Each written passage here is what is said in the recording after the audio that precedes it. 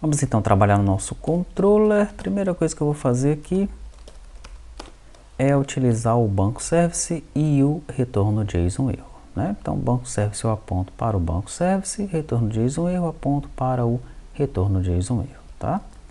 Dentro de consultar lista, meu código vai ficar assim.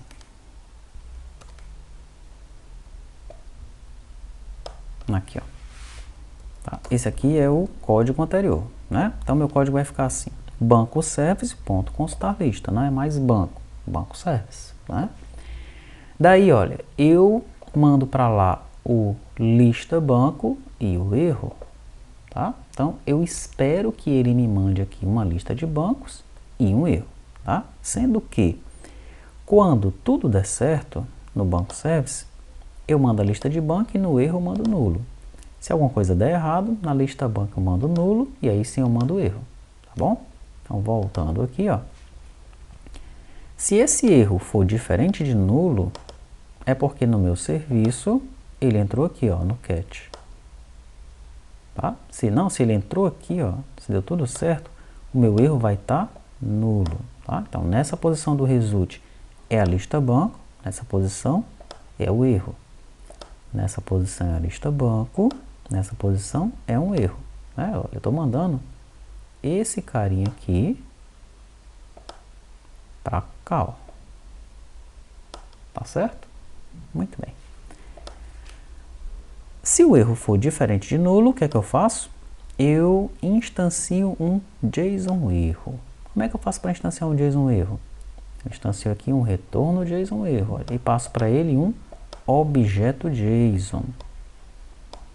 Aqui, ó. Esse objeto JSON aqui, no retorno JSON erro, são esses parâmetros. Tá? Esses parâmetros aqui é um objeto JSON, como eu mencionei anteriormente. Ele tem 3 itens dentro dele, tá? Quais são esses itens que ele tem dentro dele? Ele tem o código, ele tem a mensagem e ele tem o erro, tá bom? Qual é o código que eu vou mandar aqui, no caso dessa exceção, no caso desse problema aqui? Eu vou mandar o código 500. Aconteceu um erro no servidor. Qual é a mensagem que eu vou mandar? Erro no servidor e vou identificar qual foi o método que aconteceu o erro. Consulta lista banco, tá? E eu passo o erro para lá, ó. Qual é esse erro que eu passo para lá? O erro que eu recebi daqui, ó, do serviço. Esse errinho aqui. Tá bom? Quando eu passo esse erro daqui para lá, lá no meu retorno JSON erro, eu tenho esse erro dentro desses parâmetros. Olha. Tá aqui ele, parâmetro.erro. Eu pego a mensagem do erro e concateno com a minha mensagem, que eu peguei aqui em cima, ó, tá? E pego o stack, a pilha do erro, e guardo em trace para mandar para o cliente, tá bom? Voltando aqui então, para mandar isso para o lado do cliente, eu utilizo um res, que é meu result aqui, olha a minha resposta, ponto status com o código 500 e no conteúdo dele eu passo esse arquivo JSON aqui, ó. Tá? Anteriormente, como é que nós fazíamos? Se existiu o erro, eu mando um 500 com uma mensagem. Então, só ia essa mensagem para o lado do cliente aqui, ó. Tá? Agora não. Agora eu mando um objeto completo, né?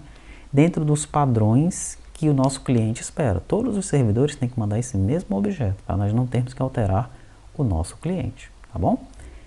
Se não houve erro, eu também fazia esse teste aqui, ó. Se não houve erro, eu mandava os dados que eu estava esperando aqui, ó. Tá? Então, se não houve erro aqui, eu mando a lista banco que eu estou esperando aqui em cima. Tá bom? Então, eu posso tirar esse cara aqui de baixo. Tchau. E o meu consultar lista aí já está funcionando. Inclusive, se eu executar agora o servidor, provavelmente vai funcionar, tá? Vamos executar F5. Pronto. Conexão estabelecida com sucesso. Deixa eu vir aqui no Postman. 3.000 banco, mandei. Tá aí, ó. Ele já constou utilizando o Sequelize. Tá funcionando 100%. Tá mesmo? Vamos ver. Vou colocar aqui um breakpoint. Vou colocar um breakpoint lá no serviço. Aqui, ó. tá? Vou chamar de novo. Tá aí, ó. Ele já parou aqui nesse breakpoint. Deixa eu passar esse breakpoint para cá. Vou clicar aqui para continuar. Ele já está aqui com a lista de bancos, ó. Certo? Vou tirar o breakpoint, vou clicar em continuar. Ele já veio para cá. O erro é nulo, então ele não vai entrar aqui. Ele vai apenas mandar essa lista de bancos para o cliente. Vou tirar aqui. Mandei. E a lista de bancos aparece lá, tá? Ótimo. Vamos continuar então agora com o consultar objeto. Meu consultar objeto vai ser implementado da seguinte forma. Vou logo substituir o código, tá bom? Aqui, ó. Eu chamo o banco service, consultar objeto. O que é que eu passo para ele? Passo o ID que estava nos parâmetros. Mesma coisa que nós tínhamos no anterior. Daí eu aguardo aqui o banco e o erro, né? Se o erro aqui for diferente de nulo, eu já mando um 500. Já instancio meu retorno JSON erro, né? Passando um 500 aqui para ele, com o erro no servidor, consultar objeto banco, tá? Agora, se não aconteceu nenhum erro aqui no servidor, eu vou verificar se o banco é nulo. Porque pode ser que eu tenha consultado um ID que não exista. Se o banco for nulo, eu também instancio um JSON erro. No entanto, esse JSON erro vai ser instanciado com o código 400. Eu vou mandar a mensagem registro não localizado, com a identificação do método, consultar objeto banco, e passo o erro aqui lá para cima, né, lá para o retorno JSON erro, tá? Ok, e no final das contas, eu mando esse 400 aqui com o JSON erro, tá? Caso tudo tenha dado certo, eu apenas mando o banco para o cliente. Então vamos lá. Vou parar aqui o servidor. Vou executar de novo. Agora nós vamos lá no Postman. Eu vou consultar pelo banco 1. Consultei. Ele trouxe o Banco do Brasil. Agora eu vou consultar pelo banco 9999. Consultei. Ele trouxe, olha, 400, registro não localizado, consultar objeto badge request. Perfeito.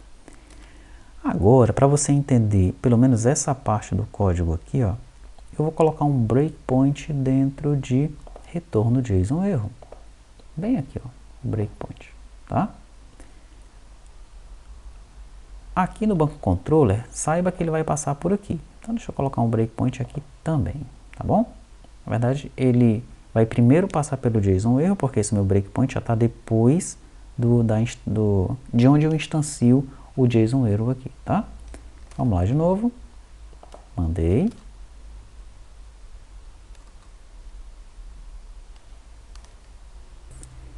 Ele parou aqui, ó. Então ele chamou os parâmetros, ele chamou o retorno JSON erro com os parâmetros. Dá uma olhada como é que são os parâmetros aqui, ó. Ele é um objeto JSON, onde ele tem código 400. Tem a mensagem que eu mandei, registro não localizado. Tá? Se você não gostar de ver os parâmetros por aí, você pode vir aqui no watch. Na verdade, eles estão aqui também, ó, nas variáveis, parâmetros, está aqui, ó, código 400, erro nulo, mensagem registro não localizado. Veja que nesse caso o erro está nulo.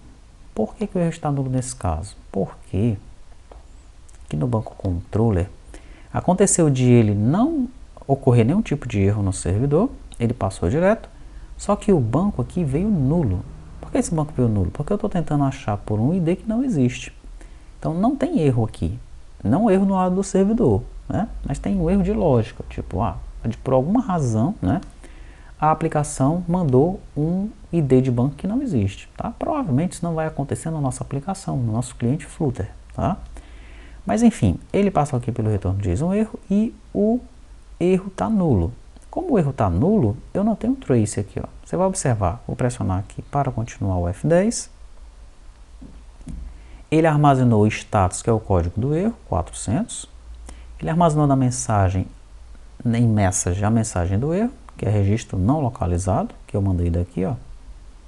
Registro não localizado, consultar objeto banco. E agora ele vai testar o status, para guardar o erro. O erro até o momento está indefinido. O status é 400. Então o erro agora vai ser bad request. Tá? Lá no final, ele vai verificar se esse erro de parâmetros é diferente de nulo. Não é. Ele é nulo. Então, ele nem entra aqui para concatenar a mensagem de erro e ele nem guarda o trace, tá? Executando aqui, então, ele agora vem para cá. O meu JSON erro agora está formado. Ó. Erro, bad request, message registro não localizado, status 400. Tá? Ele nem tem trace. Né? O trace vai retornar nulo aí, tá bom? Eu mando então esse JSON erro com o código 400 no meu result. Mandei. Aqui então, ele recebeu, ó, status 400, registro não localizado, bad request. Se eu constar por um banco que existe, não vai acontecer nada daquilo, ele apenas vai retornar o banco para o cliente. Vamos ver agora como é que fica o inserir objeto, tá? Vou deixar esse código aqui por enquanto, ó, e vou colar outro código aqui em cima para a gente comparar. Então tá, a primeira coisa que eu faço é armazenar o corpo da minha requisição numa variável banco JSON, tá? Daí eu valido o conteúdo da requisição. Veja que eu validava o conteúdo da requisição dessa forma aqui, ó. Se o corpo, se not rec.body, isso aqui não funciona, tá? Então ele nunca vai entrar aqui, ó. Tá bom? Para nós validarmos corretamente, nós temos que fazer o seguinte, olha. Se o constructor, né, se o construtor do rec.body foi igual ao object e se o tamanho das chaves do rec.body foi igual a 0. Aí esse cara está vazio. Tá? Se ele estiver vazio, o objeto é inválido. Aí sim nós criamos aqui um erro 400, né? E mandamos esse JSON erro aqui para o cliente com código 400. Tá? Eu poderia utilizar rec.body aqui, ó, no lugar de banco.json, tá? Mas para facilitar, até porque eu vou usar esse banco JSON mais na frente, ó, eu já guardo aqui o corpo da requisição nessa variável banco JSON. E o corpo da requisição é no formato JSON, tá bom? Depois disso, se eu passei por aqui, eu chamo o método inserir do banco service. No método inserir, eu passo o banco JSON e fico aguardando o retorno do banco e do erro. Se retornou um erro lá do serviço, então eu instancio o erro aqui, ó, e mando esse erro para o cliente com o código 500. Se não acontecer nenhum erro, eu retorno o banco, tá? Da mesma forma, nós temos aqui no código anterior, né?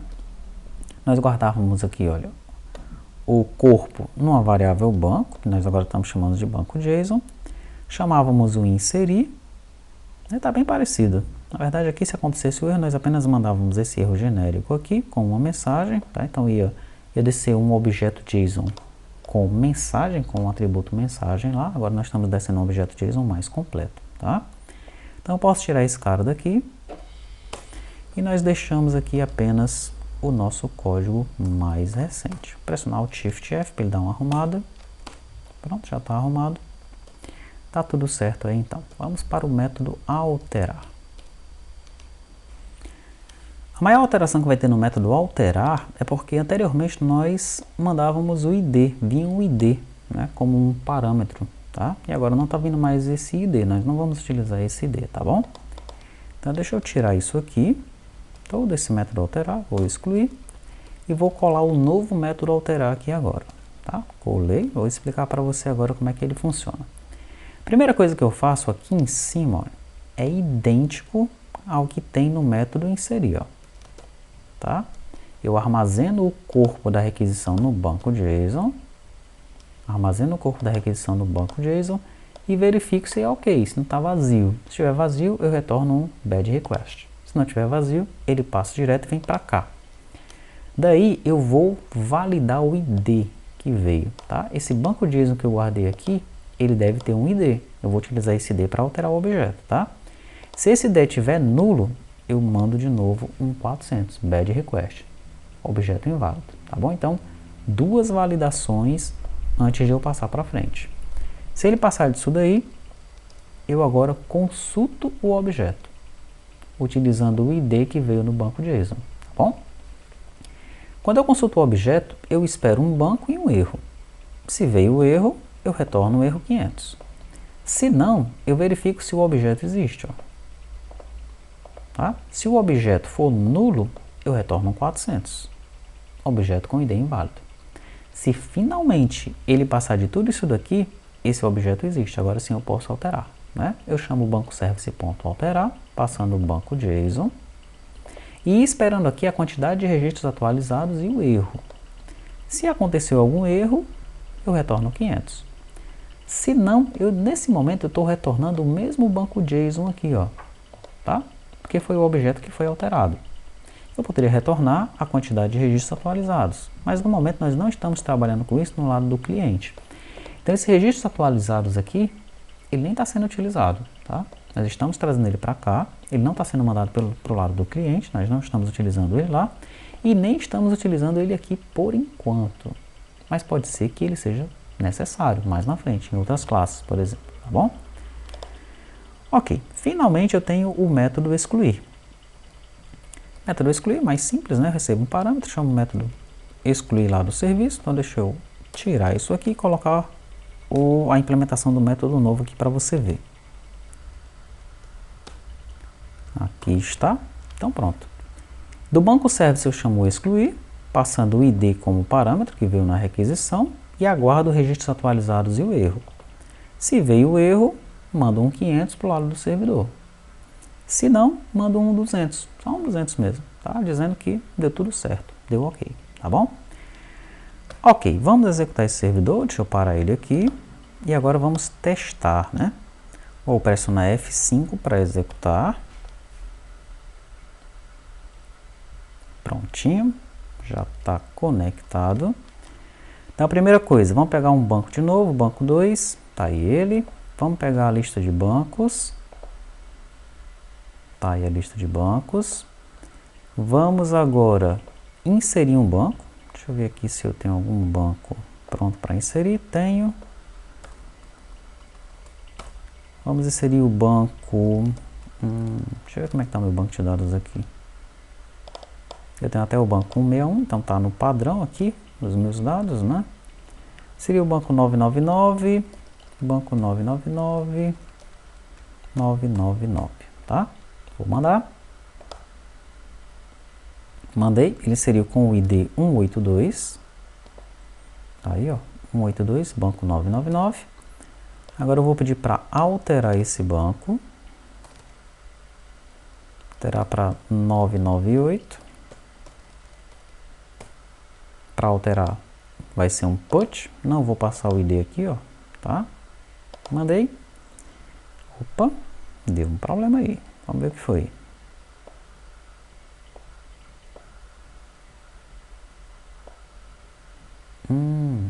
O problema é que nós temos que alterar a nossa rota. Nossa rota lá está esperando... Aqui, ó, deixa eu matar aqui o servidor. Deixa eu vir aqui nas rotas, banco rotas. No put ele está esperando um carinha aqui, ó. Não é para esperar não, tá? Não espere nada aí. F5. Pronto. Agora sim, vamos chamar o put de novo. Passando... o banco 182. Primeiro vamos verificar no banco de dados se o banco 182 ainda está 999. Está lá, banco 999, tá? Muito bem, vamos mandar ele aqui. Mandei o put, recebi ele de volta, 998, e ele já foi alterado para 998. Agora eu vou excluir esse cara aí, tá? Para excluir, eu tenho que passar o ID, 182. Passei o ID. Foi excluído, ele retornou aqui um 200, ó, tá? E no nosso banco de dados, ele não existe mais, tá bom? Tá funcionando, com SQLize agora, né? O que é que nós temos que fazer? Precisamos fazer o filtro, o controle do filtro não está pronto ainda, né? Nós temos a telinha do filtro no lado do cliente e nós vamos fazer isso agora no lado do servidor.